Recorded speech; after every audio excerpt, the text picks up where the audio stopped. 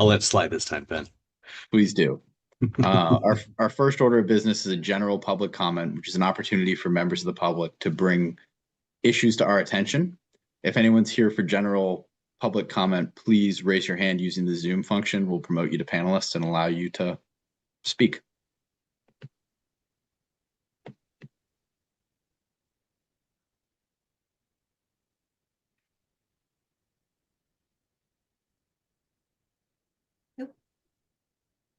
Seeing no one, we'll move on to hearings and possible deliberations. First up is 152 Prospect Street, which is a notice of intent for septic system replacement.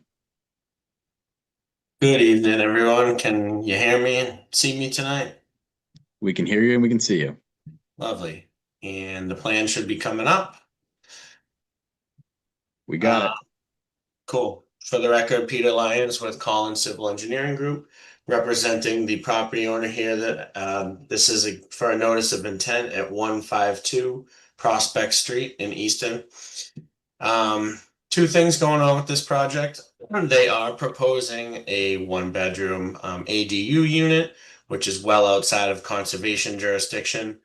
The second thing is the replacement of the septic system, which will be a shared system for the existing 3-bedroom house and then 1 bedroom from the new ADU. So I'm just gonna get a little bit closer for us. Overview of the site. To the south and southeast, we have a BVW, and then the 100 and 200 foot inner and outer riparian zone limits. The 200 foot falls right about at the edge of our proposed leaching field, which is 84 feet to the BVW. Basically, with this ADU location, in order to maintain the 20 feet off of the new structure, we are slightly within the 100-foot BVW buffer for the new leaching field. All work as well as access erosion control is well outside the 50-foot buffer. The sedimentation control / limit of work will go from the existing porch to a stone wall that runs down the property line. The existing front yard is all loam and seeded. It's grass, it's open. That's where the ADU is going. There will be some minor vegetation clearing to accommodate the new leaching field. The existing tree line we'll be taking out some trees and brush in about that highlighted area, if you can see it there. About half of that is outside the 100 to the BVW. The other half is just inside. With this project, we're proposing conservation posts along the existing tree line at 3 locations. One is right at the 50. The other is about 30 feet off the BVW at the existing tree line and fence. And then we got a third marker on the 50-foot buffer to the south here. Soil stockpiling and de-water locations are shown on the plan outside of the resource areas. Let's see. That's most of it. Staff reports, there was some concern about the compost locations. There's a little bit of dumping going on in the vicinity of flags 2 and 3. So I would imagine at the site walk, maybe they can just the commission can give the property owner some guidance as to, I guess there was talk of moving a conservation post, as well as just keeping them from dumping in that area. So actually, I apologize. There's 4 markers. There's another one down the corner. Any questions from the commission on this project? Ben, if it's all right, I do have one question. Please. Peter, you said that you had erosion controls meeting the existing stone wall. Do you happen to have a detail showing how that was going to look? At the wall is not, I don't think we really have a detail of it up against the wall, but basically we're proposing a 12-inch filter mitt, like silt sock. Staked every 6 feet, so that would, it's actually not right up against the wall. It's just inside It's of gonna it. be like inside and then running all the way along. Yeah, basically the Okay. wall will be on the back side and then it will be staked along the way. Perfect. Thank you for clearing that. I appreciate it. So the wall essentially acts as a natural protective barrier from anything going off site. And then our controls will just be additional to that. We're not really worried about anything migrating off site with this proposal. Great. No, that's perfect. Thank you. Any other questions or comments from members of the commission? Jennifer, any staff comment? Let's ask Peter if he can clarify, is the riverfront area just under the local bylaw? It's not under the state law, right? No, just the local. Great, thank you. Do we want to have a conversation about relocating conservation markers? I tend to think they're appropriate there, assuming the compost pile gets removed. It's between 2 and 3, numbers 2 and 3. The compost, the visual barrier markers 2 and 3, but that we can take care of at the site during the pre-construction meeting. That works for me. Yeah. So before I go to public comment, any additional questions or comments from members of the commission?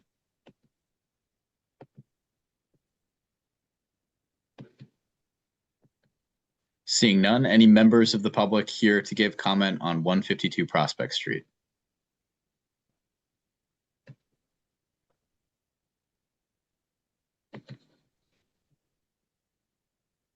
Seeing no hands, I'll make a motion to close the public hearing on 152 Prospect Street. Vecchio, second. Roll call vote, Carol, I. Grossman, aye. Spady, aye. Vecchio, aye. Motion to issue an order of conditions and permit for work for 152 Prospect Street. Vecchio, aye. Carol motion, Vecchio second. Oh, sorry, second. Roll day. roll call vote, Carol, I. Grossman, aye. Spady, aye. Vecchio, aye.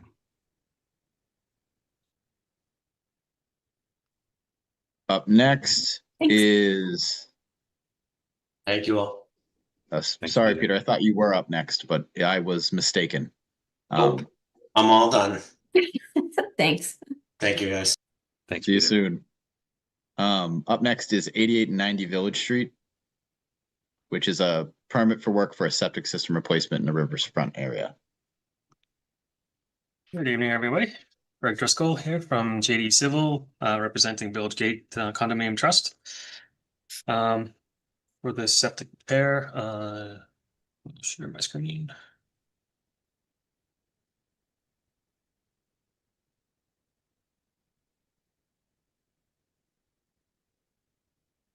Okay. It's So, just loading on our end. Give it a moment. Okay. You're up.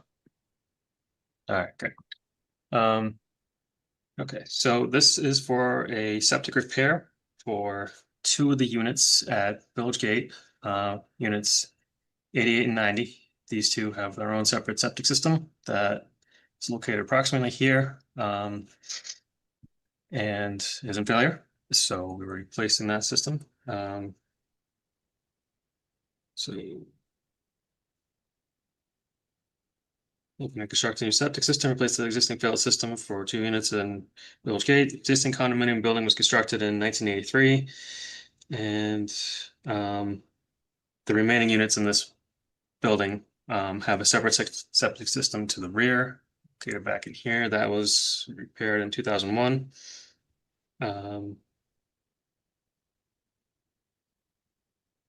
Greg, would you mind zooming in on your plan just a little bit more, please?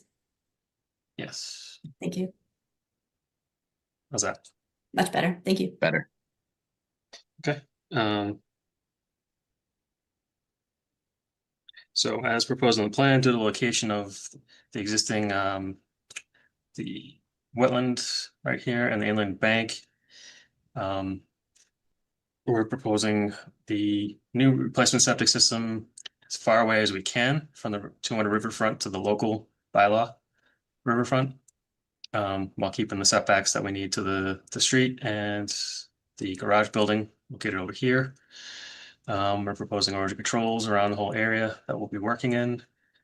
And we're going to be turning about 4,600 square feet. That's currently not lawn or anything right now. It's wooded behind this garage building here. And there's another condominium building in this area up here. That'll be converted to lawn after the system's replaced. And we are asking for some waivers, the local bylaw. Let's be quick.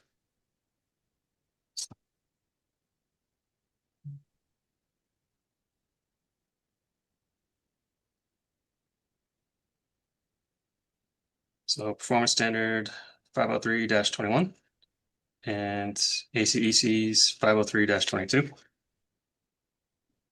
So, and form for that, identify which performance standards aren't met and why they cannot be met. 503-20, work is proposed within the 200-foot of an intermittent stream and the Hockomock Swamp, ACEC. Due to the constraints of the existing buildings and utilities, we have located the proposed septic system in a location that meets all the required setbacks for Title V and as far away from the resource area as possible. Number 6, Commissioner shall only grant waiver for performance standard if the applicant has met the burden of proof. So 6A, efforts to avoid alteration due to site constraints, kind of the same thing. And the existing buildings and utilities, we've located the proposed septic system in a location that meets all the required setbacks for Title V and as far away from the resource area as possible. So we're showing it right here. In the public interest,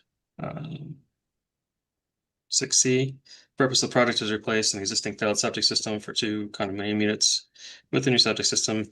And the new septic system will protect the health and safety of the residents.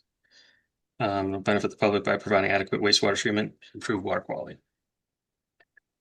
And the waiver under the ACEC, we're in the Hockomock Swamp ACEC, and it's pretty much the same rationale and reasoning, meeting the setbacks as best for Title V and keeping the system as far away from the resource area as possible. That's kind of the overview. If there's any questions? Jennifer, do you have any staff comment on this one? Just a quick one, the gutters on the garage. Just keep an eye on those to make sure that they're not going to cause a problem during site stabilization. Okay. Yeah, thanks. Any additional questions or comments from members of the commission?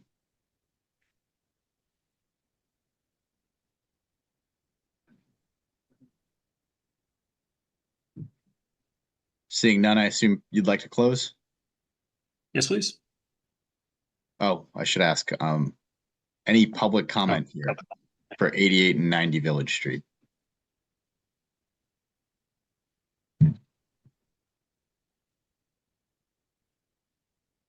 Nope. Seeing none, motion to close the public hearing for 88 and 90 Village Street. Crossman second. Carol motion, Crossman second, roll call vote, Carol, I. Crossman aye. Spady, aye. Vecchio, aye. Motion to issue an order of conditions and permit for work for 88 and 90 Village Street. Crossman second. Carol motion, Crossman second, roll call vote, Carol, I. Crossman aye. Spady, aye. Vecchio, aye. Thank you. Okay, thank you very much. Have a good night, everyone.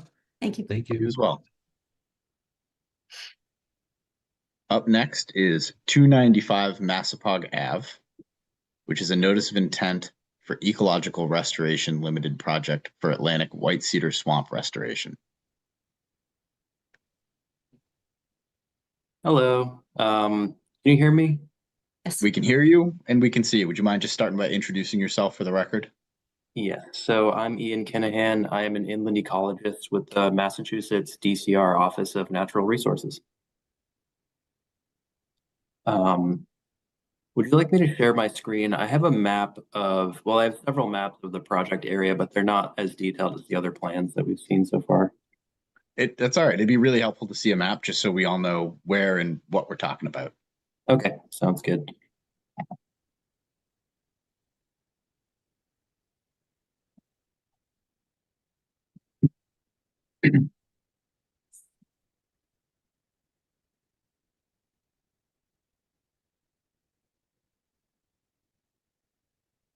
All right.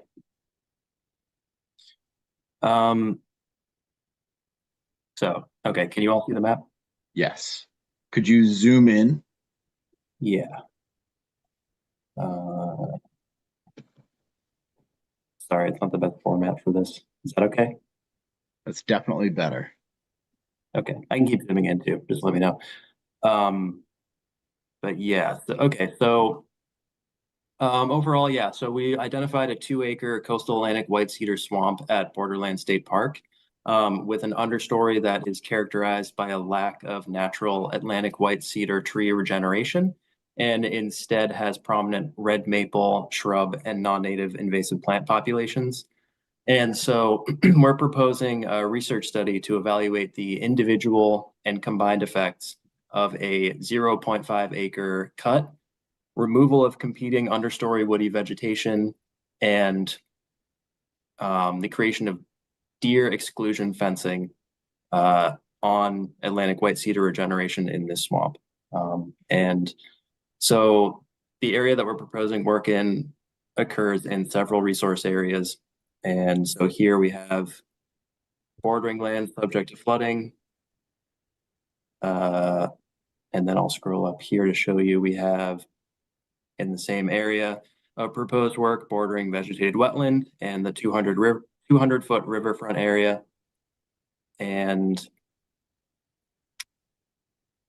this kind of is a more, this I guess just shows most of the other all of those resource areas, and then more of a specific depiction of what we're going to do in terms of work in each of these square plots, if that makes sense. So that's the general overview. But I feel like that wasn't very detailed. So do you have any questions? Well, so I think first I want to make sure other members of the commission know where this is within the park. I'm relatively familiar with Borderland. So this is Swamp Trail, which if you were to walk past the mansion heading towards Bay Road, I guess might be one way to do it. It's on your left-hand side. So you'd be approaching sort of the farmhouse. So I also, and if anyone has questions about that, please jump in. But I'm also curious as to exactly what you're doing within the area that you're doing it. I see cut, control, but what does that mean? What's happening in each of the squares? Yeah, so the square in the top left, that represents, we're going to remove non-Atlantic white cedar canopy level trees. And then in the understory, remove competing woody vegetation, which based on our field surveys is predominantly sweet pepper bush, Clethra alnifolia. And that is the extent of the cutting that we're planning on doing. I believe the shrubs are going to be maintained or suppressed, I should say, with herbicide. And then in the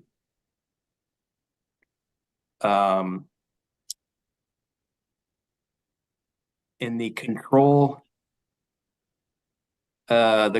square with the hash marks in it, the cut square with the hash marks in it, and the cut square without the hash marks in it, those three are going to have exclusion fencing, and then the control square is going to have, that doesn't have hash marks in it, it's going to have no treatment. It's just going to be left alone. How are you going to demarc the sort of borders between each square, if at all?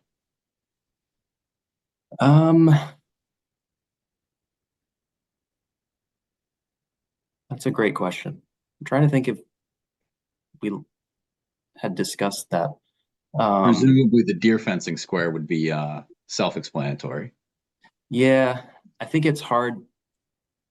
Well, so we have within each of these our monitoring plots begin at like the center of the square, and then we measure the distance to the end of the square to represent the point at which we do one of our like 4 subplots where we collect vegetation data before and after the proposed work. And so I think the goal is to have fencing erected at each of those points. It's just difficult because there's so much dense understory vegetation right now. I'm not totally sure how we're going to make a perfect square out of it. That section of the park is challenging to navigate as even Oh this my time of gosh, year. yeah. Yeah, it was like a jungle in there when we went out last fall. So Wait until you're in there in August. yeah, so I think that's as detailed as I can be about that part right now. Yeah. Ian, maybe describe the means and methods for how you're going to cut. Would be Yeah, that's a good question. I mean, yeah, we're still sort of determining that because we're going to try to do it, do the cutting with DCR staff. So right now we're going to solicit anybody who's interested and available in doing any kind of removal. I think Paul Gregory is going to be taking the lead on that because he has the experience with that kind of work. And yeah, so that's pretty vague right now. I think it's going to be, yeah, just like DCR staff felling trees, and then same thing with hand cutting all of the understory woody vegetation. And then I think we're going to ideally involve, I think there's interest in the local indigenous groups in getting involved with this project and potentially helping us with that woody vegetation removal as well. So yeah, that's sort of as far as we've gotten with that aspect of the plan. okay. Hand cut, no machinery. Oh, yes. Yeah, exactly. Yeah. Okay. And And so the trees as well. That's not hand felling, but chainsaw, or you don't have Yeah, machine. well, that's a good question. I'm not sure if Megan knows. I don't know for sure. I'm pretty sure we're just gonna do hand felling, but I can't say for 100% sure certainty. Yes, so it's being proposed. Good evening, Megan Shave, senior inland ecologist with DCR. We are proposing all hand equipment, so it may include chainsaws for the felling, but we're not currently proposing like any motorized equipment to enter the resource area, but there could be handheld equipment, including chainsaws. Okay. And the herbicide treatment will be done by a licensed professional, and you'll provide copies of the SDS sheets. Yes, yes, all herbicide in DCR parks by our own policy, yes, is by anyone with a Massachusetts pesticide license. And we do provide copies of the license and the fact sheets for the herbicide at time of ahead of application. Thank you. any other members of the commissions have questions about this? Yeah, Ben, I have just one. I see the bottom right is a control, but I see the bottom right square, but I see that it kind of goes over the swamp trail. I know we kind of talked about up in the air about marking the area, but is there going to be any interference with the trail itself in that control area? Again, I get that it is controlled. The plan is to not do anything there, but just in case it's marked off for observation, what is that going to look like? Yeah, there should be no interference with the trail. We talked about that during the green docket meeting with DCR as well. It's just going to be, yeah, this corner is really because there's no fencing proposed here. It's just going to be imaginary. Okay, So, yeah, so I don't think there'll be any perfect. disturbance. Just wanted to make sure. Yeah, no, definitely. Yeah. Thank you, Ian. The only installation for each plot is there will be one single piece of rebar at the center of each of the 4 subplots. So there will be a piece of rebar in the center of the control plot in the bottom right. but as you can see, based on where the trail is, the rebar center is not near the trail. So at most, that corner, we would think potentially, you know, some flagging tape to mark that Perfect. visual boundary, but nothing installed. Thank you for the explanation. Appreciate it. And is there a plan? And if there isn't yet, that's all right. But I would like to sort of think about it in the event that the study leaves the area without adequate vegetation. Is there a plan for restoration as a contingency? Do you mean in terms of if we remove the understory woody vegetation and nothing grows back? Yeah.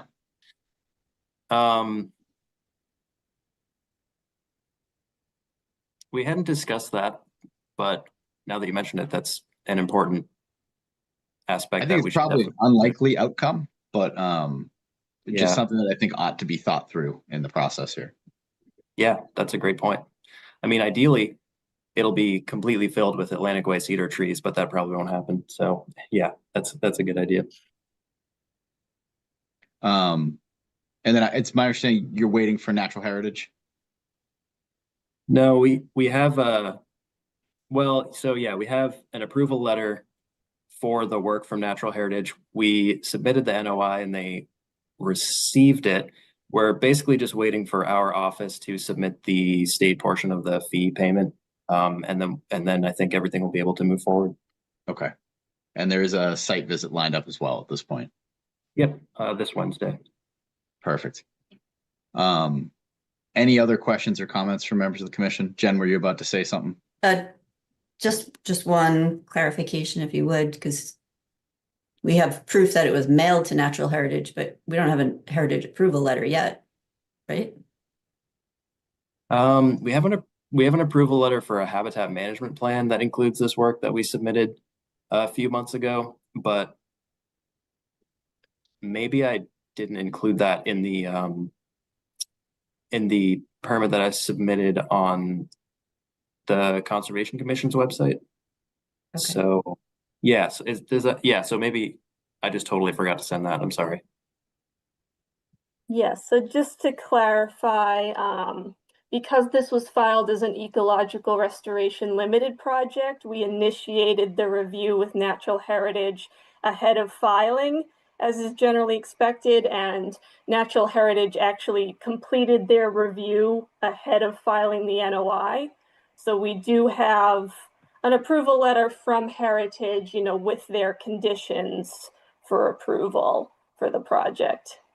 Yes, that was completed ahead of filing the NOI, and then Heritage has received a copy of the NOI as well. Okay, normally the commission would get a copy of that, and those conditions are required to be included in the order of conditions. So if you could forward that, right, that would be helpful. Yeah, I'll send that to you right now. Thank you. So at the risk of being redundant, but before I move on to public comment, any other questions or comments from members of the commission? All right. Any members of the public here to give comment for 259 Massapog Avenue, which again is within Borderland State Park?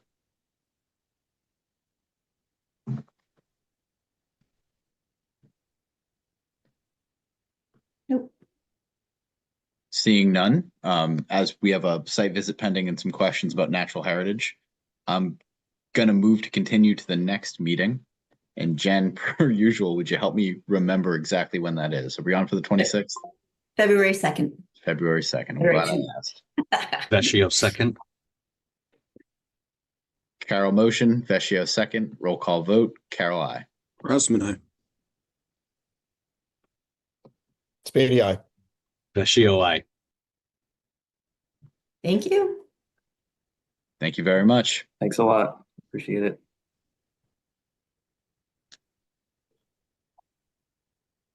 So up next is 409, 413, and 425 Turnpike Street, which is a notice of intent for mixed-use buildings and contractor bays. Good evening, members of the commission. Can everyone hear me? Yes, but I think, and Jen, please correct me if I'm wrong, we can't open this meeting and have you give a presentation until our fee is paid, and it's my understanding there's been some issues with the fee calculation regarding this project. Yes. So something I think I'd like to inform you of is we have on our agenda later a discussion regarding our fees, and I expect that our next meeting we will have a vote regarding modifying our fees. Understood. So I do understand that we can't discuss the project design as it stands right now. I do request that we open the hearing and continue it just so we don't have to re-advertise and re-notify abutters if that's acceptable. That is acceptable. Agreed. All right. And as far as the discussion for the fees, could I discuss that now, or would that need to wait until after, during the other segment? So we have it specifically as an agenda item later on, Okay. but if you have comments about it, I believe we probably shared the same concerns in that we recently revised our fees, which I think had an unintended consequence. At least this is my position of creating a larger fee than is reasonable for a project of this scale. Yeah, that's kind of our understanding as well. And I would, again, if I can go into more detail now, or I can wait until it's further on the agenda to be discussed, whatever the preference of the commission is. I think I'd like to hold that until we have a conversation about the fee schedule. Understood.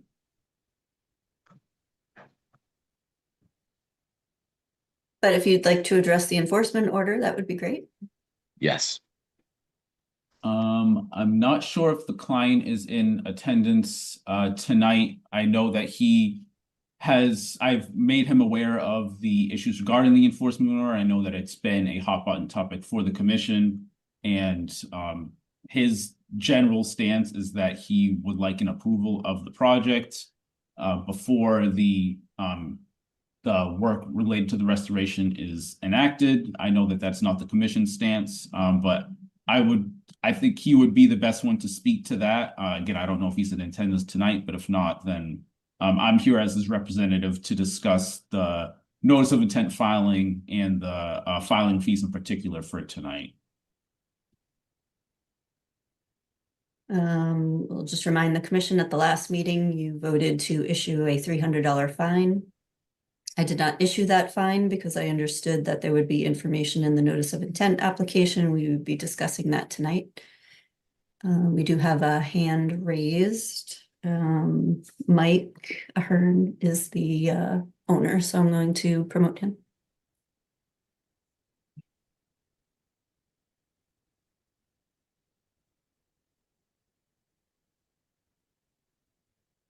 Yes, hello, it's Michael Ahern. Good afternoon, Mr. Herb. Would you Hi, mind how are just you? stating your address for the record as well? 190 Willard Street, Quincy, Massachusetts, 02169.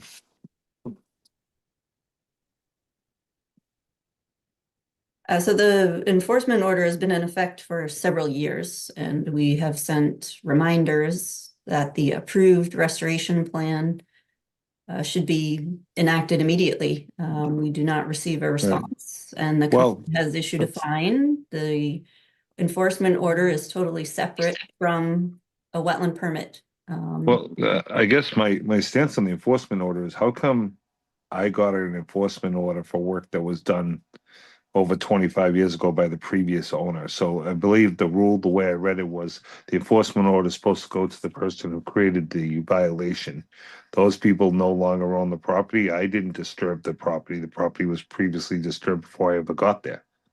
So that's why been my stance from the beginning, that the enforcement order should have been enacted by the town against previous owners, which was an active nursery, and that actually used all this land to store all their trees. And made all their pathways and clearings, and put all their tailings and pilings out there.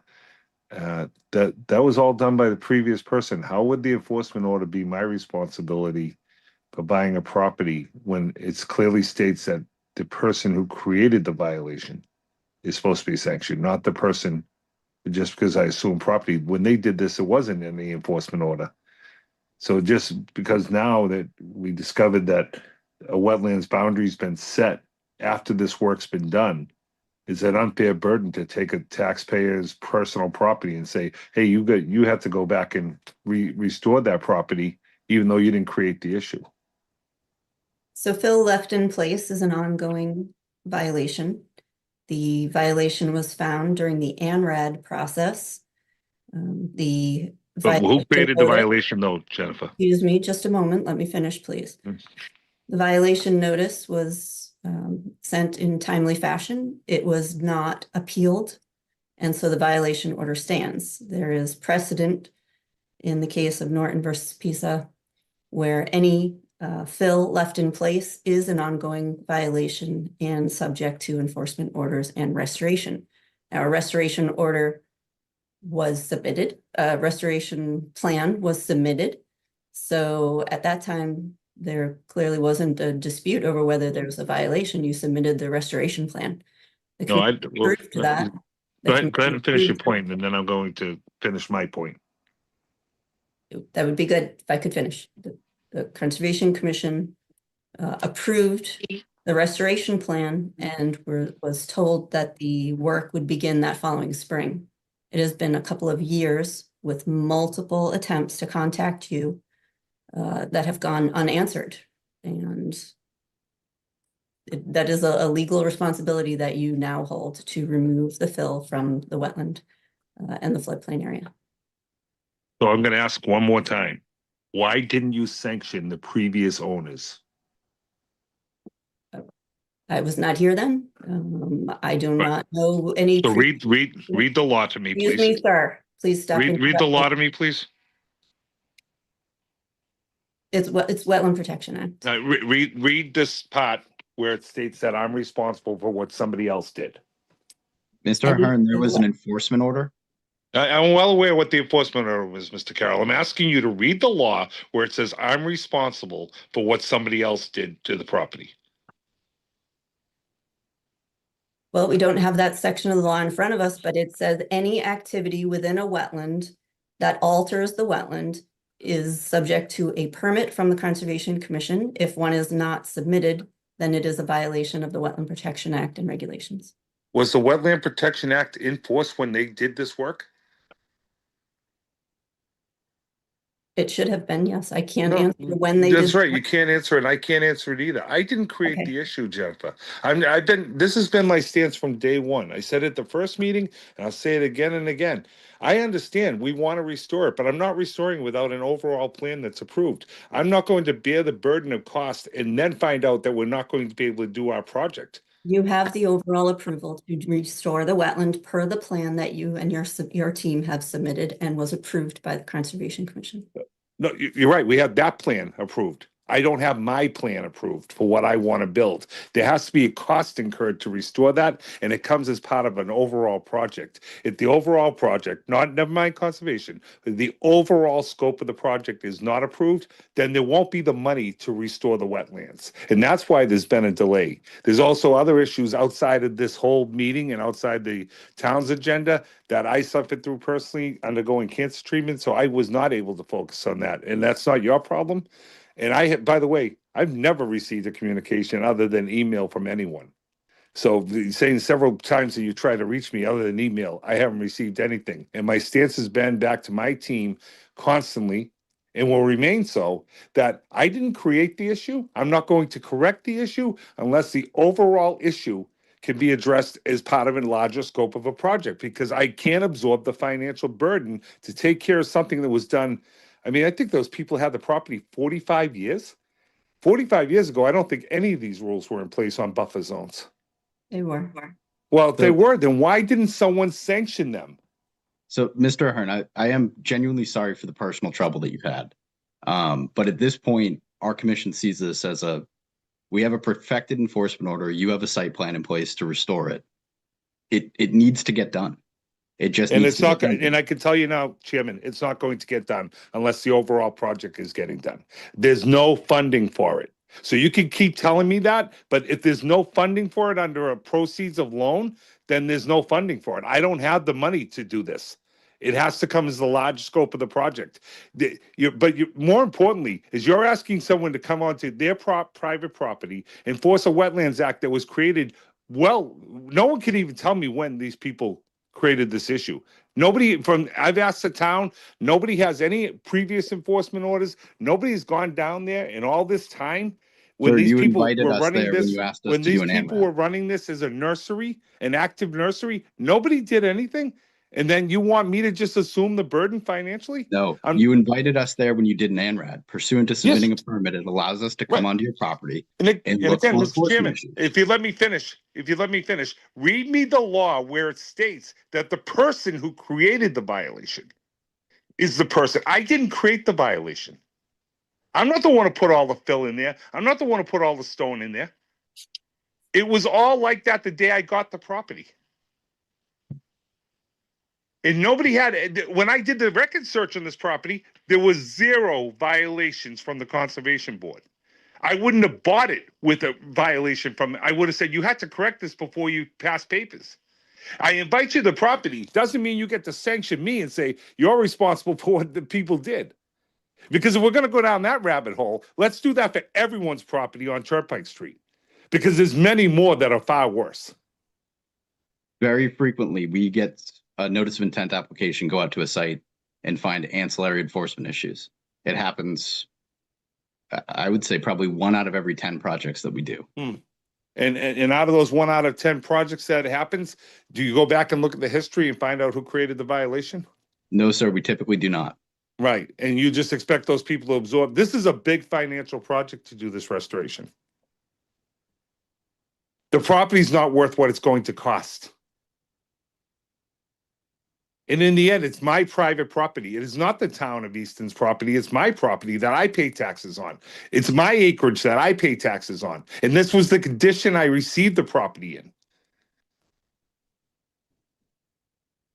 I've done nothing to hazard this or work. I haven't removed the greenhouse. I haven't done anything other than what they required us to dig test holes.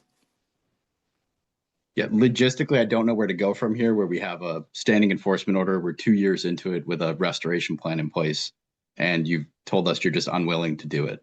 No, I So didn't say I that. think- What? No, I didn't, sir. I didn't say, don't put words in Okay. my mouth. You Okay, remember, so you're willing please to do remember, it in you the work for event the that we public. approve your notice of Please intent. remember, Chairman, you work for the public. Please remember that. I did not say that. What I said was, I can only afford to do this as the scope of the overall project. Because it has to there has to be a loan assigned to it. No bank is going to lend for this restoration without adding value to the property. And that was not brought to our attention at the time we approved your restoration plan. Well, I'm bringing it to your attention now. 2 years later, sir. Well, sir, this is the opportunity I had to do it. I've explained it multiple times that I wasn't going to go ahead with this restoration without the overall project being approved. Nothing's changed. We haven't This is done the first anything. I've heard.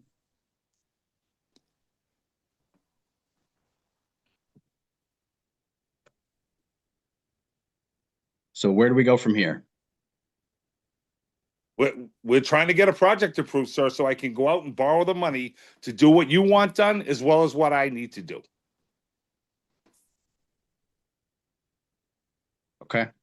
Unless the town has a secret fund they want to put up to do this.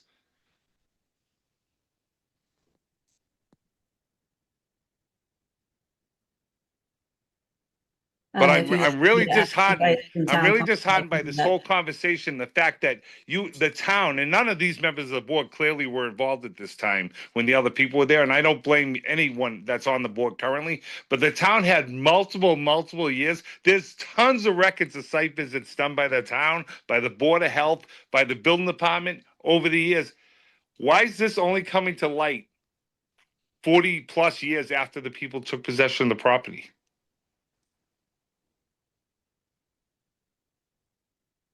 The ANRAD application you submitted. So again, I think if you read the law, you're going to find out that you can't put fines against someone who didn't create the problem. I think I understand your position.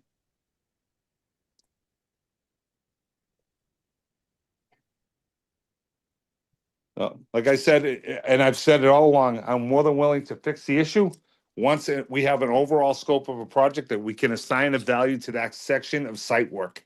But that's what it is site work. And for us to do that work and not have any compensation that we can improve the value of the property, nobody's going to fund it.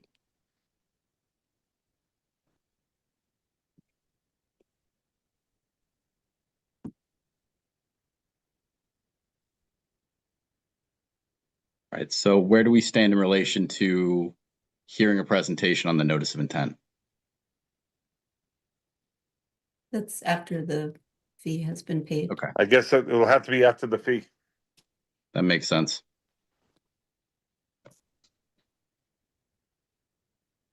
And is that fee is that a public meeting tonight about the fee? Because again, the fee, the way it's calculated today, the project's unattainable.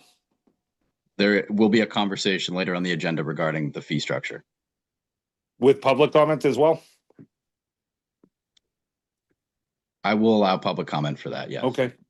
Well, I guess I don't know how late you're gonna do that, but I'll hang on as long as I can. All right.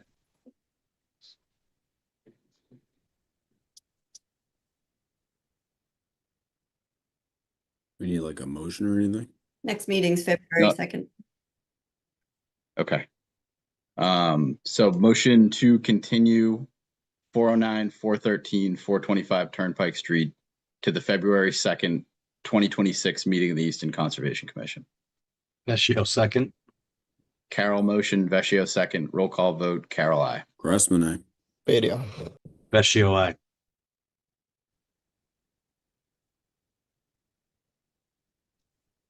Up next is 8 Washington Street.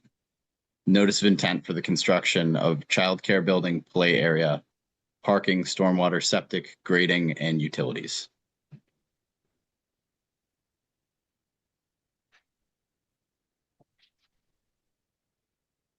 I'm sorry, can you just raise your hand if you're here for that? I don't recognize the engineer's name on here.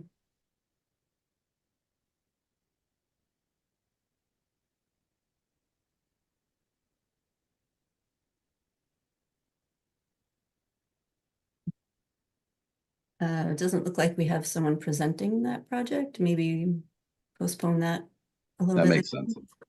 This project had a similar circumstance with the fees. Motion to continue 8 Washington Street to the February 2nd, 2026 meeting of the Easton Conservation Commission. Vecchio second. Carol motion, Vecchio second, roll call vote, Carol, I. Grossman, aye. Beatty, aye. Vecchio, aye. Moving on to continued hearings and possible deliberations, 79 Columbus Ave.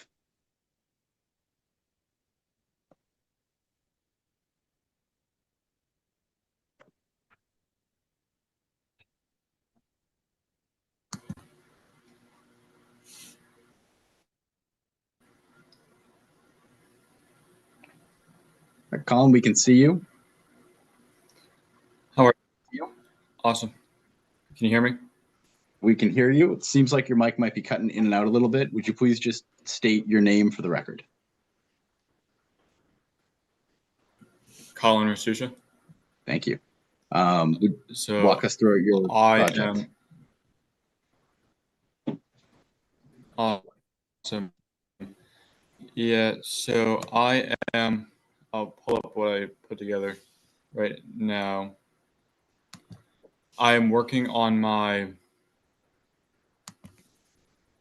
Eagle Scout project. I'm a Life Scout currently in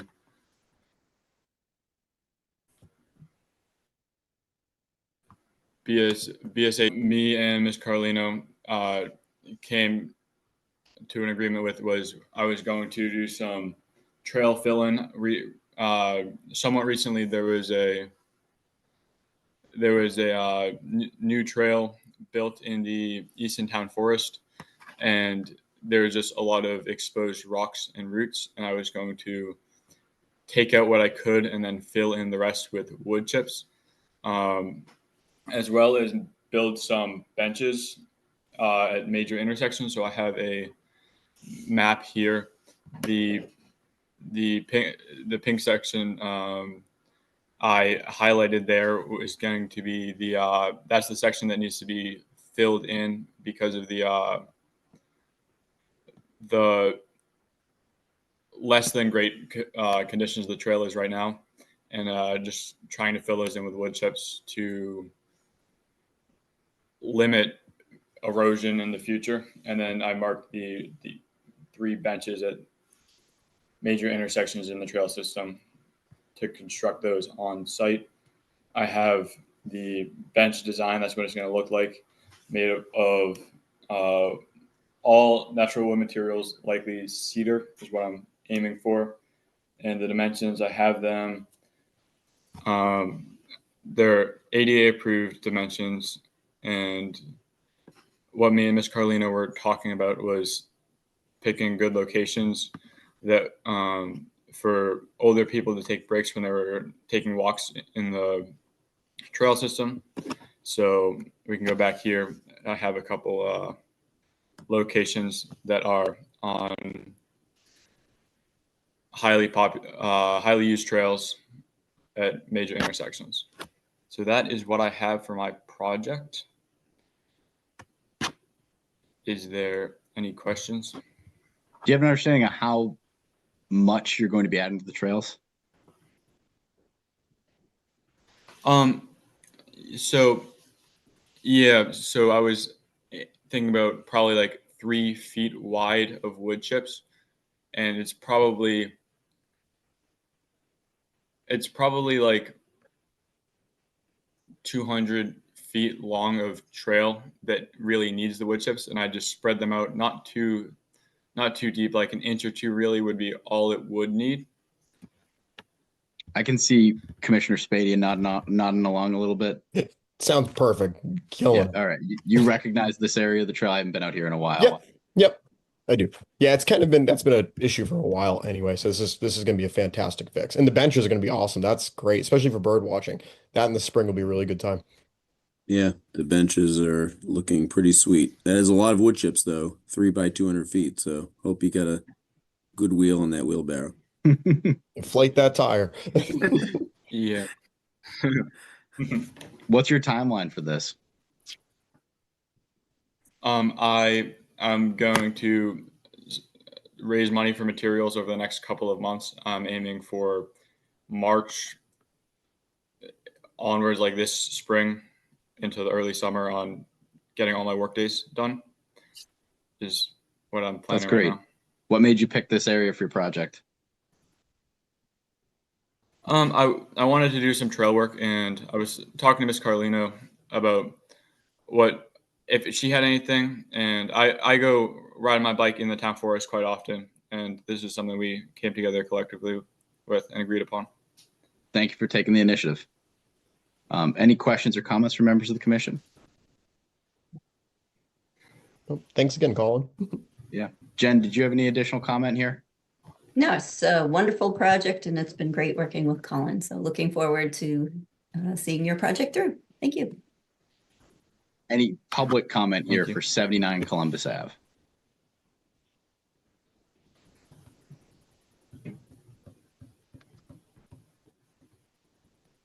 We do have one.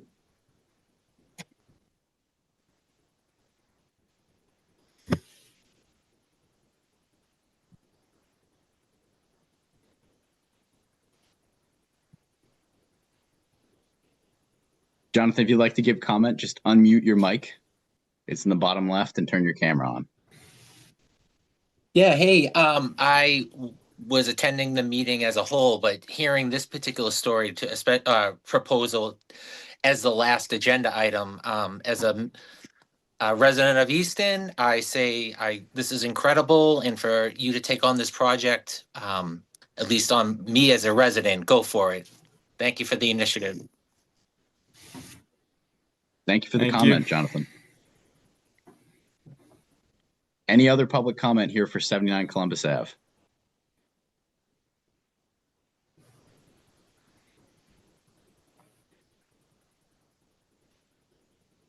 All right, seeing none, motion to close the public hearing for 79 Columbus Ave. Spadea, second. Carol motion, Spadea second. Roll call vote, Carol I. Grossman, aye. Spadea. Vecchio, aye. It's a request for determination of applicability, so give me a second to make the motion correctly. Motion for determination under the Wetland Protection Act as a +5 and -2. Determination under the bylaws and as a -2. Spadea, second. Carol motion, Spadea second. Roll call vote, Carol I. Grossman, aye. Spadea, aye. FSGOI. So Colin, you have your approval. If there's anything the commission can do to support you as you get to going on work or you have questions, please be in touch with Jennifer or any of us. Thank you for doing it. Awesome. Thank you so much. Thanks, Colin. It sounded backward with all the negatives, but those are the answers that you want Yeah. for your permit. It's just Wetland Protection Act is written almost Awesome. backward, so we have to say negative, so that means no impact, so it's a good thing. Awesome. Cool. Thank you. Thank you. Before we go on, someone has joined for 8 Washington Street, so maybe just recap the motion, Yeah. Ben. So earlier on the agenda, we had 8 Washington Street, which was up for a notice of intent.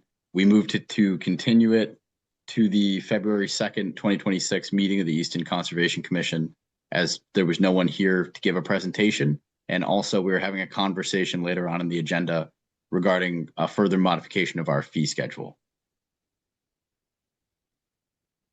So you may just want to hang around to that portion of the meeting. We do have one other comment. Jennifer, is that a written comment? Nope, it's one person to be promoted, Caroline.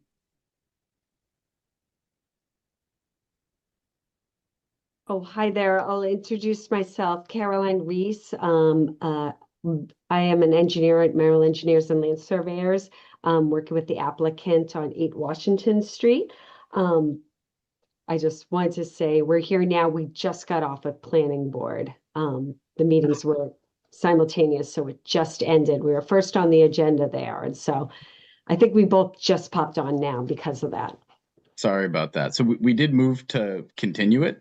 But I think that probably the primary thing you're concerned about tonight regarding the fee schedule is on later on in the agenda, and we are going to allow some public comment around that. Great. Thanks.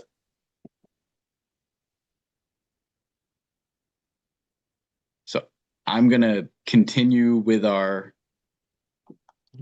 continued hearings and possible deliberations to 40 Bristol Drive. Do we have anyone here for that, Jen? Yep. Hang on. Okay. Yeah, Scott.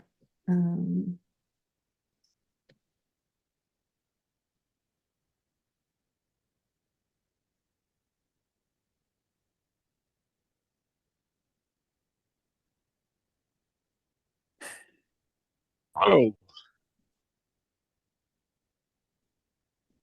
This is Owen Kelly from Stonebridge Homes. We should have Francis Lynch Scott joining Rogers on as well. from J.K. Holgram. And this is Scott Rogers from J.K. Holgram Engineering. Can you hear me? We can hear you. Thank you. So I'd like to start the presentation. Please. So I'm going to share my screen if I can.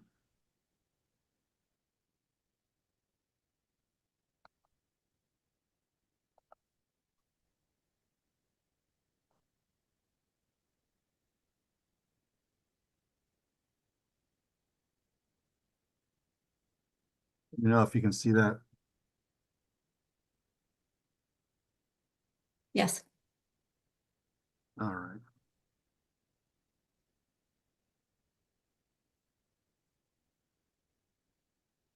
So as far as existing conditions, this site is a previous parking lot for the building across the street. And, you know, since that time, probably back in the 80s, there was a need for a lot of parking spaces for office buildings. And the town of Easton has changed the parking bylaw to reduce the amount of parking required for office space. This particular site is now, proposed to be redeveloped. It was, or currently is, a 63-car parking area. The site itself, the parking area itself, is relatively flat, about elevation 94 to 96. And then the site does slope down in a southeasterly direction towards the wetland, and that goes down to about elevation 90 at the pond edge. So we had the wetland resource areas flagged by ECR for Brad Holmes. There's an inland bank, which is shown on that plan. You can see the inland bank flags as well as the bordering vegetative wetland. We've shown the buffer zones on the project as well, and the project is within a FEMA floodplain zone A. So as far as the proposal,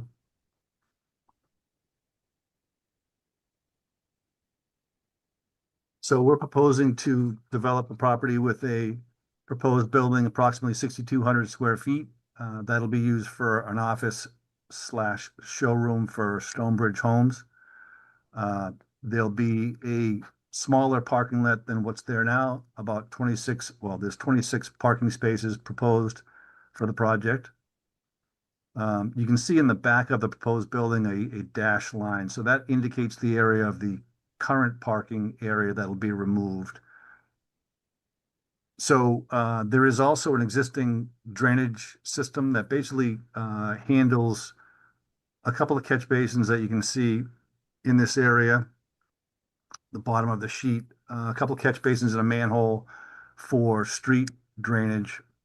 And also there's 2 catch basins on our property that discharge to drain manholes, and they flow across a drain easement in a reinforced concrete pipe, basically to the wetland area.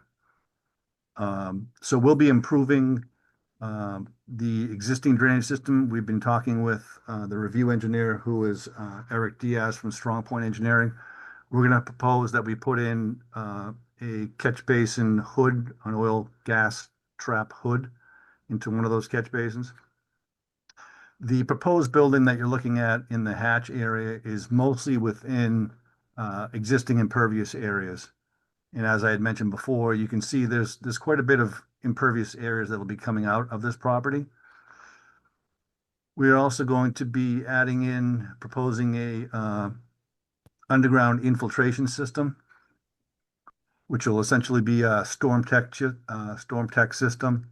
There'll be deep sump catch basins and drain manholes, as well as a trench drain. Those will all tie into a stormwater quality tank. And also then it'll discharge to a isolator row and then the storm tech chamber system within the existing parking area. So this is considered a redevelopment under the Massachusetts stormwater regulations or guidelines. We are decreasing the amount of impervious area on the property, so we consider that a major improvement. There's additional green space that's added to the project, basically throughout, mostly in the back, but also we're definitely doing some improvements in the buffer zones that are currently, they don't meet the current standards of what Easton would require for buffer zones. We're also asking for a waiver from the local bylaw to do work within 200 feet of a pond. So we feel that because we are improving the area, because we are removing impervious areas, because we are also creating buffer zone enhancement areas, which I'll get into in a little bit later, we feel this is a major public benefit to the existing resource areas and wetland buffer zones on the project. As it relates to utilities, so we are proposing new water lines to the building. There'll be a sprinkler system within this building, as well as domestic water service brought in. There'll be a new gas line, as well as new telephone, electric, and data lines brought into the building. Because there's no sewer in this section of Easton, we are proposing a septic system. You can see that on this side of the property down here. And as I mentioned to you before, we are improving the drainage system that exists. Basically, the existing drainage system on the property is just basically catch basins with no hoods and discharges to a drain manhole into the wetland, essentially. So we're going to be improving the parking lot drainage by basically taking the proposed building as well as a good portion of the parking area and infiltrating that into an underground chamber system. So you're going to see a reduction in impervious areas. You're going to see added stormwater quality to the existing site, existing stormwater system. you'll see a reduction in peak runoff rates as well as peak runoff volumes, and you'll see improvement to groundwater recharge. We've also prepared a sediment and erosion control plan for the project, and a pretty standard one, but we are proposing silt socks on the project. We are proposing a construction exit that's located there in that net hatch pattern. We're showing a temporary sediment basin, which is located here, which will help, which will serve to help direct runoff via temporary swale, direct runoff into that temporary sediment basin and avoid any, erosion or sediment leaving the property and getting into the wetland or the buffer zones. We're also proposing silt sacks within the existing catch basins in Bristol Drive, as well as the proposed ones within the project. We're showing on the plan as well soil stockpile areas as well as concrete washout areas. And we've shown an area for a laydown area as well. And then as regards to landscape development, so we are proposing to help screen out the abutter to the northeast a little bit. That's going to be basically trees that are planted within existing paved areas. We're also proposing to add in street trees along Bristol Drive, which currently do not exist. And we've spent a little bit of time trying to improve that buffer zone in the way of adding meadow mix by Ernst Seed Company. That's shown in that net hatch pattern, as well as providing some trees and shrubs as buffer zone enhancement. The majority of the plantings that we're using are going to be native plants. The plant schedule will dictate what that's going to be, but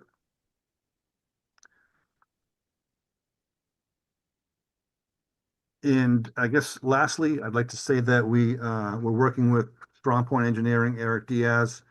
He had one letter that was received. We worked on those comments with him. We had a phone call. Jennifer was unable to attend. I think she was on vacation, but we did give her a summary of what we talked about, and we went through those comments. I resubmitted those just last week to Eric Diaz. He'll be obviously going through, making sure we've done all the changes. I expect there'll be a couple more minor changes to make, but I think my opinion is we're in pretty good shape with what he's asked for. And again, I think this is a major improvement to an existing parking lot that was built, 40 years ago, and it's going to be upgraded to as best we can meet standards that are currently in place. So with that, I'd like to answer any questions you may have.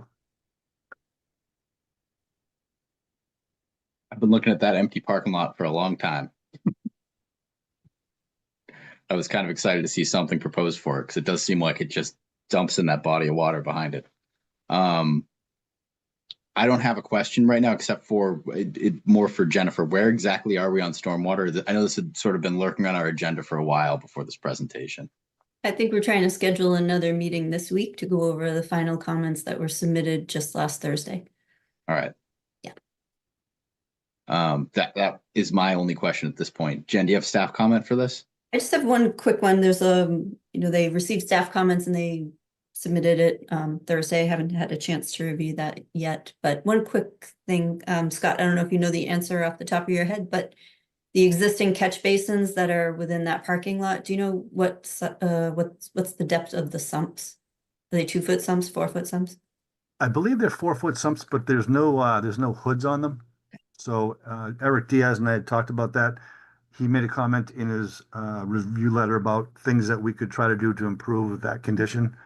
One of those catch basins is going to be removed totally, so that's out of the equation. But the one that is going to stay, we'll add that deep sump, and we'll add that hood to that catch basin. Okay, thank you.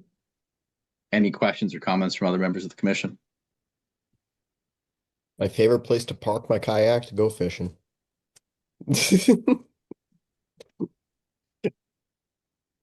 That's a fun comment. Yeah, it's gone now.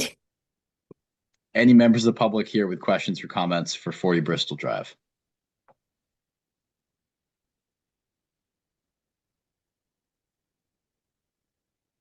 Nope. Seeing none, Scott, I assume you're okay with the continuance to the next meeting, which is February 2nd? February 2nd, and hopefully, Jennifer, you had mentioned, I did send an email out to you and to Eric today that I think meeting with him on the phone again to go through the comments, I feel like I'm pretty comfortable with what we've done. Like I said, there'll be a couple of comments from him coming back, but I don't think we need to wait to have a meeting. I think he can just proceed with his second review letter, and once we get those, we'll make those as fast as we can, and hopefully we can get on for February 2nd and close it out. Okay. I think that makes sense. Motion to continue 40 Bristol Drive to the February 2nd, 2026 meeting of the Easton Conservation Commission. Crossman second.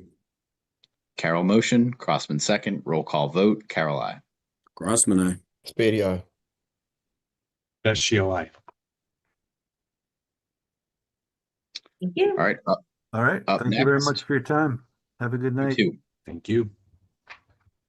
Up next is certificates of compliance, beginning with 12 Red Mill Road. That's ready for a full certificate. Motion to issue a certificate of compliance on 12 Red Mill Road. Vecchio, second.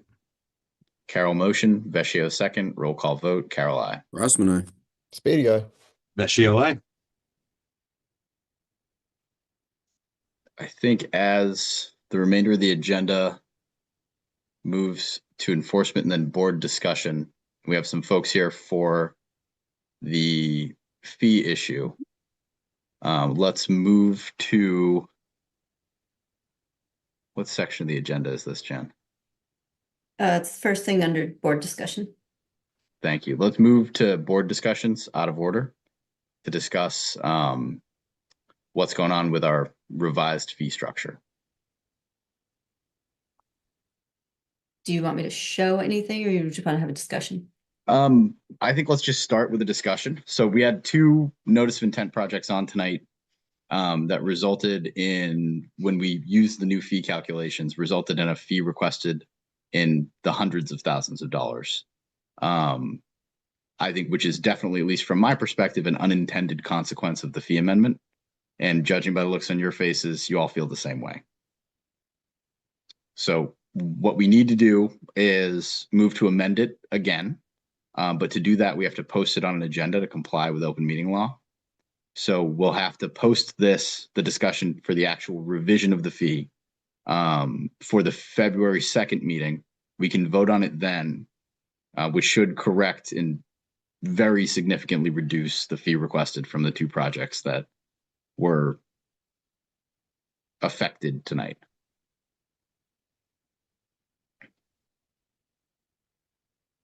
And I know we have some folks here who may want to give some public comment on that. I'm open to it.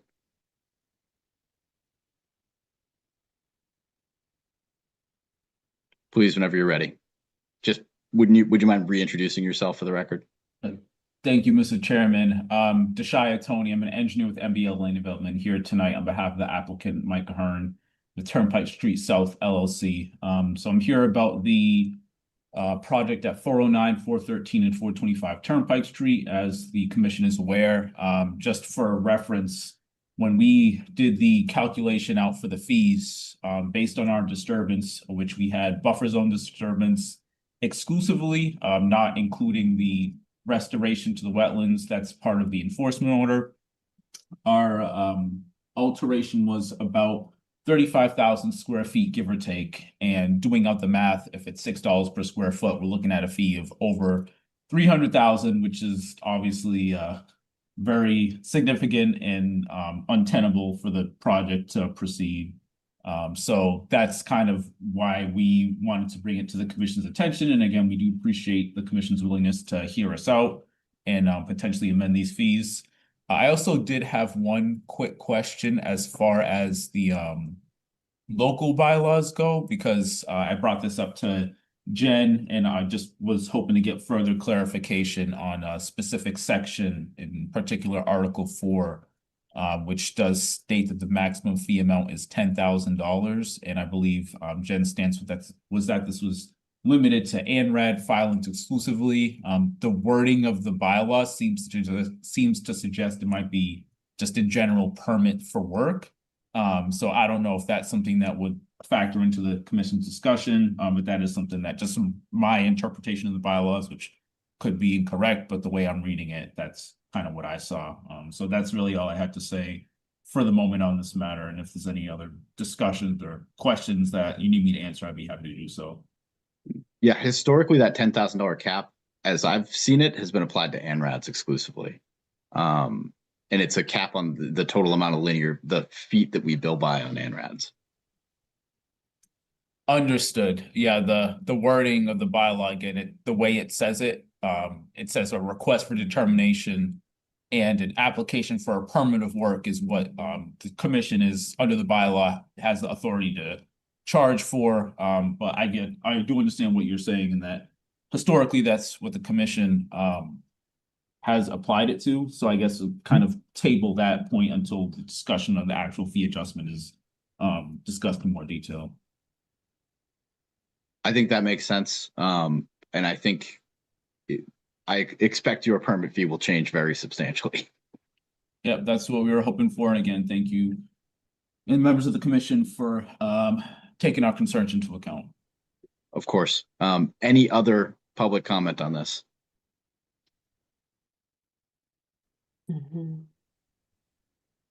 Yeah, Carolyn. Hi there, Caroline Reese, Merrill Engineers for the record. I just say to my point, can everyone hear me okay? We can hear you. Yes. Great. My client had a similar situation in the 300,000 range, as you know, and just, I would like to bring this forward for him as far as scheduling goes. My understanding, and I'd like the clients to speak probably just for continuing our meeting, would like to know the fees before he moves forward, or we do additional studies and such. So just putting that in mind. And Deepak, I don't know if you want to speak to that. You've been continued. I don't know. I think I'll jump in there real quick and say it's my suggestion that it's the first thing on the agenda so that it's addressed right at the beginning, and then the continued hearings would be heard after that. So you would know right in the beginning what the great schedule would be. Yeah. Just agreed. Yeah. Great. Or even before I attend. Terrific. For his sake. Thank you.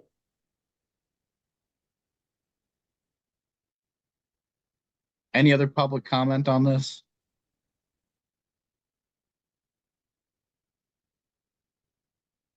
Yeah, hold on. I see Caroline's hand is still up, but I don't think that's for us again. There's one more, Deepak. Okay, so you put your hand up to speak, but then declined to be promoted to panelist. So I'm gonna promote you again. Just say, sorry, your hand keeps going up and down. All right, I'm going to promote you to panelist, so just say yes, please.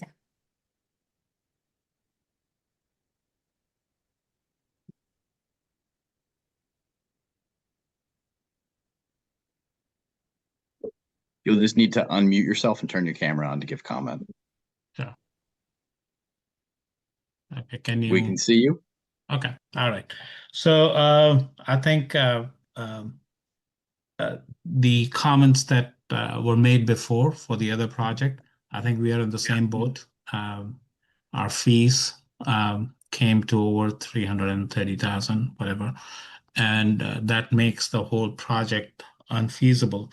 So I know you guys are working on that, and we'll have a discussion. And February 3rd is when I think we'll have a February 2nd. February 2nd. We'll have a good understanding of what those fees would be. And then at the same meeting, we'll discuss our project as well. So thank you for taking our concern, and we're looking forward to the February 2nd meeting. Thank you. Thank you.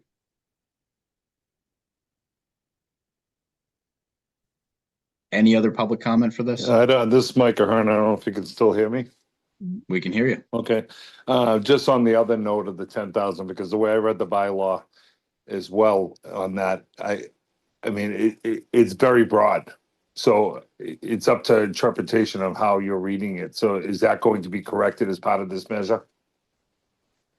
I'm not sure, that wasn't on my agenda to correct. I think now that you've raised it, I'd need to review that section of the bylaw, see exactly what it says and how we think and choose to interpret it.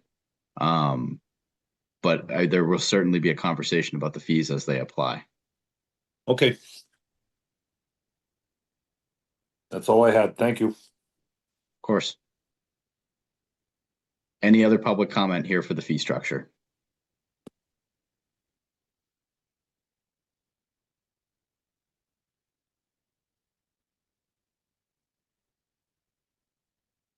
I'll just have a logistical question. So do commission members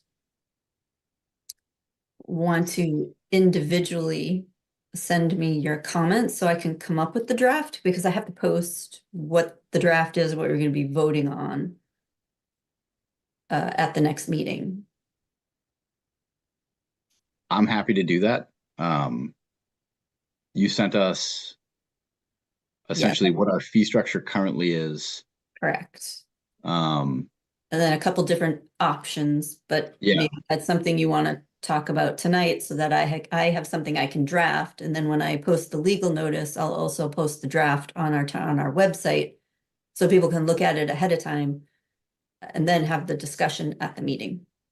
Yeah, I like the model that mirrored the Wetland Protection Act. Is my recollection of what it was, but I'll go back and review. I'll commit to sending you some comments on what you sent. Okay. I'll do that too. Okay, and so if I would need those, by the end of the week. Yeah. Because I need time to post it and then just so people can read that as well. And it'll take a little time for me to combine whatever comments you guys send me to make it something.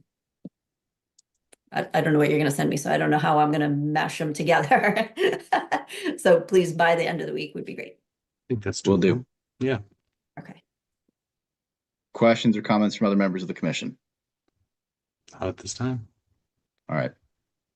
Let's go back and resume our agenda. Yep, and we'll just make a note. So then people who are here talking about the fees, you should be able to see the proposal, hopefully the week before. This way you know what it is before you show up at the meeting. Are the fee options in the binder? Okay. Got it. Yeah, thanks. Appreciate that. Thank you. Have a good night. Okay, thanks. Thank you so much. Of course. So we'll go back to enforcement. These will be quick. Mr. Ahern, are you staying for the enforcement order relative to your project? Yes. Okay, so I'm going to we'll take that out of order and let's begin with 409, 413, 425 Turnpike Street. I wasn't actually going to add anything because we talked about it during the public hearing. Just where it's posted, I figured I ought to call it first and. Yep. Excuse me, sorry. Yep. So that is where that sits.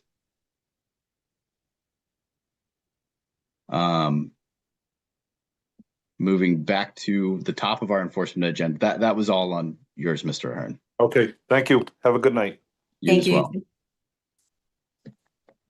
Moving back to enforcement, 516 Foundry Street. Yeah, 561 Foundry Street. We did get the restoration plan. The plan does look good to me. It was a copy in your binder. You would probably just need to approve that. And then we have an inspection scheduled this week, I believe. Yeah. Do you need a motion for that? Yes, please.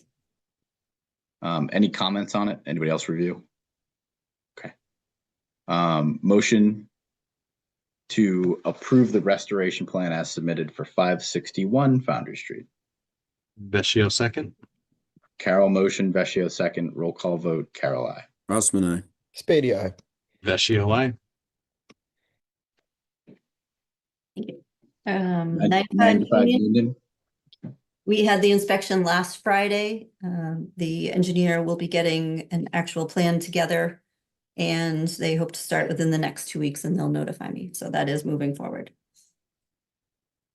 230 Main Street, I did receive the monitoring plan Friday, I think. I just have to review it, and there'll be some ongoing work in the spring.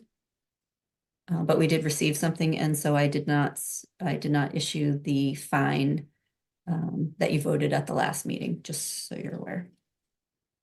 718 Turnpike, they were notified again. I did send the fine in the mail with another enforcement letter asking for the information before the next meeting. I have not received a response to that. That's the update for the enforcement. Okay.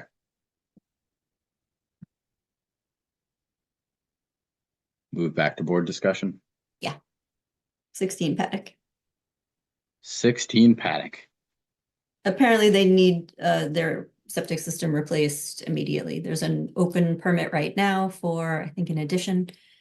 Board of Health was doing a site inspection last Thursday for soil testing, and they're likely, going to need an emergency certificate that allows them to begin the work on the repair since stuff is coming out of the ground. It only gives them 30 days to do all of the work. So if you should vote that tonight, is my recommendation. And then I will wait to issue it and date it when the Board of Health says, yep, they're ready to begin. This way they have that full 30-day window. And then they will proceed with getting the wetland permit as required. This is my first time doing one of these. I think it's kind of an interesting process. Yeah, it doesn't happen very often, but if somebody really needs to, replace something, it requires that another public safety agency requires the repair, which is the Board of Health. So if the Board of Health is saying they need it immediately, I'm okay with it. Questions or comments from other members? Motion to issue an emergency certificate for septic repair at 16 Paddock. Vecchio, second. Carol motion, Vecchio second. Roll call vote. Carol, aye. Rossman, aye. Spady, aye. Vecchio, aye. Thanks.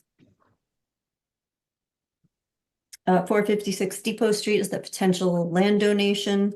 The attorney has gone back to the clients. They have agreed to separate the partially altered portion of the property that's mostly upland and try to resolve that with the people living there. And then the other parcel that is virtually all wetland, there's a stream, and Mike and I did a site inspection, so he can give you some more information on our site inspection.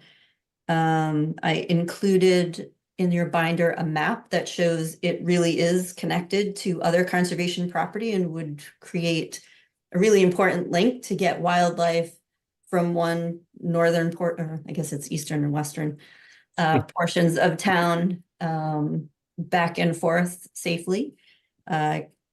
Keep deer and other animals out of people's yards if they're able to use that native wildlife corridor.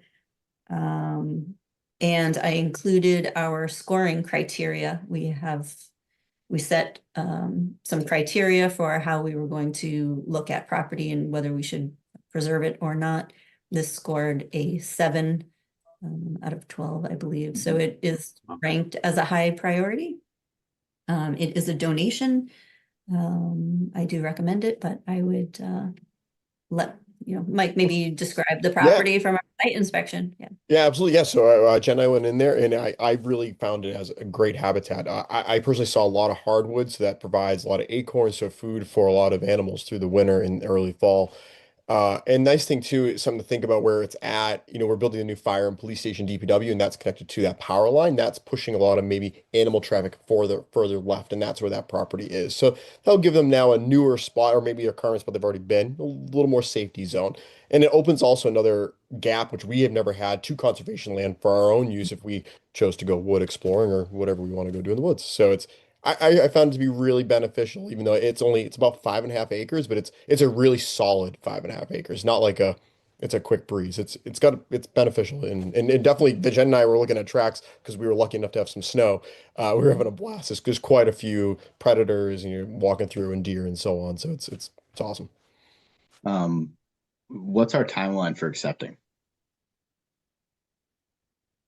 I mean, I'm sure they would like to get that done as soon as possible. You would vote on that. I would need to send the letter to the select board asking them to also accept the property for conservation purposes. So it goes on that agenda. I think there's a certain time frame where if you do it at the beginning of the year, it counts towards last year's taxes. So there's probably, you know, some incentive for the client to get this done as quickly as possible and recorded for some tax benefits. So what I think I would like to raise is Commissioner Goodman did reach out to me and ask if this is something that could be pushed to the next meeting, as I think he has an opinion that diverges from maybe some of us on the commission about this particular parcel. And I'd like to give him the opportunity to be heard on it. But I also don't want to lose our opportunity at acquiring it if the rest of the commission is in favor of acquiring it. So as long as those two aren't conflicting with one another, I'd like to table this until our next meeting. And I'm open to everyone's opinion on that. I am in favor of acquiring. Yeah. As am I. I know we talked about, I think 2-3 meetings ago, this was brought up. And I know one of the concerns Commissioner Goodman had was that it would be a beneficial tax thing to the town. I did happen to look up that tax history over the past, I think it was 8-12 years for that whole property. I know it's being split up, but it was only a matter of, I think it was like $500 to $600 Oh, wow. a year. So I understand every little bit helps, especially with the town, but I feel like this would be more beneficial as conservation land. So with that said, amongst everything else Mike said, I am in favor of taking this as a donation. And Ben, if you don't mind, if I just piggyback real quick. No, of course. Just what you said why I for brought going it up. in there, and Jen and I checking out the land, we kind of looked like if there was even a possibility, could you build something? It just could not have. Like I gave it a try, I really did, and you could not do it because I did. Again, I wanted to be respectful to Mike's thought, and I agree. I get we need some revenue, but I did. We looked at it, and you cannot do it. So I guess with like the worst case scenario, someone wouldn't, they'd maybe stop paying their taxes on, and then we're stuck trying to go acquire it ourselves with our own town funds. So I think if we're at a good spot now where we can shake hands and take it, this is a great opportunity. I'm just going to piggyback on that. So when someone stops paying their taxes, it's not a free endeavor for the town, right? So the town treasurer Right. has to issue, I don't even know what it's called, what she has to issue, but we, the town, actually do have to take the people to land court to take the property for non-payment of taxes. That is a cost to the town versus is probably more costly than perceived in revenue from keeping the property. The other thing is with the split of the property, the two lots, the parcel that has been altered already with lawn and a pool, that would receive tax revenue, assuming the client, the bank, and those abutters, can come to an agreement on a purchase of that other parcel. So there would still be revenue coming into the town through that parcel, hopefully being sold to the neighbors. The cost to, it's not take land, but acquire the land from non-payment of taxes has a cost associated with it. So significant, and probably on a parcel where we're talking about 600 to 700 a year, it would probably be years and years of tax revenue lost in an effort to do a tax taking. Yeah, well, where most of it is wetland, the parcel that we're looking at, that $500 to $600 value is probably on the parcel that they're looking to sell to the abutters. So it would still be realized. And Mike and I talked quite a bit while we were out there, like, okay, well, let's try to address Mike Goodman's concerns about, Right. not having funds brought into the town through that one parcel. So we did take those comments seriously. Yeah, we really did. Again, it totally matters. So really did. Ben, if you don't mind, I'd like to probably make a motion on this. If we can make a motion for 56 Depot to acquire the potential donation. Vecchio second. Spadia motion, Vecchio second, roll call vote, Carol, I. Crossman, aye. Spadia, aye. Vecchio, aye. Okay, thank you. We were notified there was a beaver dam at Settlers Pond that is on Welch Street off of Washington Ave. There are two. I roughly drew a map, drew it on the map and put it in your binder. Because of the time of year restrictions, the beavers are already sort of settled in. They have their winter stores and, they can't be disturbed at this point. Our consultant Beaver Solutions is also a bit of a hiatus. There's not much we can do this time of year.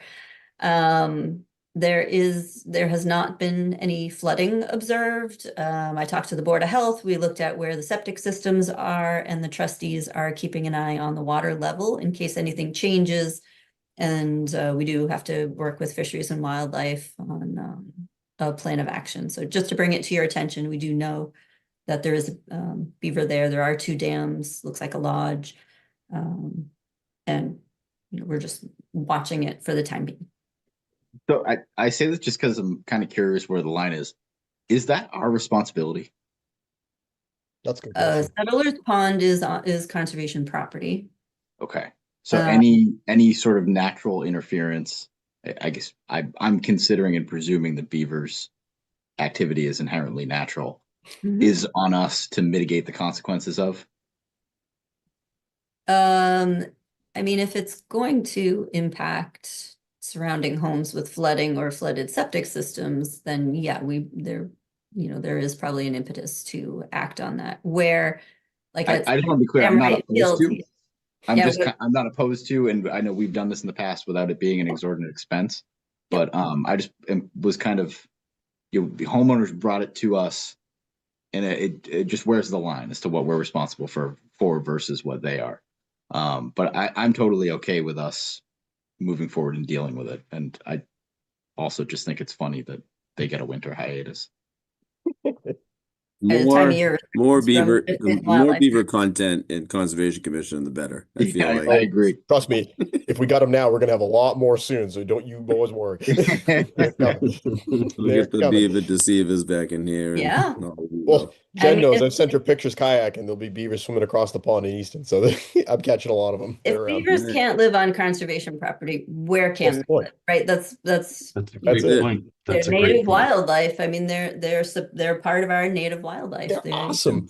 They're so supposed cute. to be watching. Beaver dam, beaver lodges. Yeah, I'm down. Down with that. Just so you're aware of it. The next one at 530 Turnpike Street, we did issue a certificate of compliance, and so we do need to release that performance bond. So if you would make that motion, please. Motion to release the performance bond for 530 Turnpike. Vecchio second. Take it, Nate. Carol motion, Crossman second, roll call vote, Carol, I. Crossman, aye. Spadia. Vecchio, aye. Okay, you have minutes. I'd like to make a motion to approve the meeting minutes from meeting of 12/15/2025. Carol second. Vecchio motion, Carol second, roll call vote, Carol, I. Crossman, aye. Spadia. Vecchio, aye. Chair updates. They're light this week. I don't have any. Environmental planner updates. All right, I just have a couple. We did receive a revised plan for 2 Washington Street, a minor modification to move the barn a little further away from the wetland. I did approve that as a minor situation without having to bring that back before the commission and notify abutters. I also included a map of Mulberry Meadowbrook watershed. Those are all the projects that we've been doing in the watershed between the DPW, Recreation Commission, and Conservation Commission. So it's nice to see, there is a plan for all of this work, and it's a whole watershed approach. So that map is on there. The conservation signs project is completed that was a CPC project, CPC funded and town meeting funded project to replace our signs. I do just want to note that when we started the project, we were going to replace the wooden signs that were existing. And, I was told by my supervisor at the time that we had to use the new wayfinding signs as part of the town project, so all of the signage is consistent. So I know there's some folks upset that it's no longer the wooden signs, but we were strongly requested to comply with the rest of the signage in town. So I think we all like those wooden signs. Someone liked them so much they stole them, right? Yes, they did. I mean, if they make a restoration, if they make a new appearance, that's wonderful. We would say thank you. Yeah, I'm sure someone who cared about them took them, so maybe they'll reappear in some cool way. Absolutely. I mean, that's lovely. And if that happens, we would just say thank you, but just please don't do anything to the new signs that are up. Put it next to it. That would I think we should go back and consider revising the language on the mill conservation area sign. Absolutely. Agreed. We Yeah. voted. There's been a lot of talk about that. Yeah. And we did it in one fell swoop, so I hadn't really considered the verbiage on every sign. And I did think they would take people's that sign, point to be is honest. well taken. It got a bunch of press because it was a colorful sign. I can't exactly quote the sentence. Maybe someone here can. But we probably should Thing have about updated it. satanic imps that would Yes. sneak in and do the work at the mill overnight. Yeah, it was a fun sign. Yeah. And I did see that it is for sale on Facebook Marketplace if the commission wanted to consider buying it. Get out of here. No way. Is it how I don't know much? if it's AI or not, but I saw that was a thing that popped up today. One of my early things was maybe we take those signs and we do try to sell them, but as a town, we would have to put them out to auction. Yeah. And it was a bit more work than what we could do without our staff anymore. Yeah. No, I mean, we needed new signs. I don't think anyone's even disputing that. It was just on that one particular area, we missed an opportunity to have some fun. And maybe we'll get it again. You can still have some fun with, additional signage if you like. Maybe we didn't do a sting on this Facebook Marketplace thing. You guys want to? I'll submit a request as part I'll pose as someone else. Make a motion, Nate. And make a motion to run an undercover operation on Facebook Marketplace. I don't have Facebook. I can't help you there. I'll send you the link after. I choose to disregard your motion. I do have a serious question. What was the plan for, I guess, disposing of all the old signs? Were in the contract that we wrote? Was the disposal part of the new sign installation? Correct. That was part of it. As I understand it from the sign company, they were just installing the signs and we're going to go back and pick up all the signs at once. It took, a couple days one week, couple days next week to get all of the signs installed. We did have one sign that was supposed to have stayed up at Monty's Pond. It was taken down by accident and left on the ground like the others. And so that sign was also stolen. They offered to go back and install the sign, but when they got there and it was stolen, there's nothing the sign company, can really do about that. So that is unfortunate, but yeah. We can look at additional signage, supplemental signage is certainly an option. Yeah. Thank you. Yeah. I did submit the town report that was in your binder. And just a note that MACC dues are increasing from 760 to 783 this year. And again, it's just that annual question of, are you good with that? Do you want to renew it? Are you making use of your MACC membership? Are you going to any of the workshops, the annual meetings? Are those things you want to go to? If you do, let me know. We have some money in budget for attending those. And if you would like, let me know. Are you getting the emails from MACC? Yeah, Yep. I get personally, I get the emails, and I used it a ton when I first got on the commission, and I probably haven't opened MACC in over a year. That's fair to say. I do like continuing to be a member for the resources. In particular, when we add new people, I think their intro program is really good, just to help orient people to what they're talking about. And then they also have seminars that I personally could do a better job of taking advantage of and would like to. It's just a matter of time. So I'm in favor of continuing. I think the fee increase, Nominal. it's nominal, but I do understand if someone else had a different opinion on it. Yeah, I agree. Keep it for the resources to have because it can be valuable, but we're all pressed for time, but we'll use it when we, can use it. That's my thought. I agree with that. Yep. Just making sure. Any pertinent item not reasonably anticipated by the chair?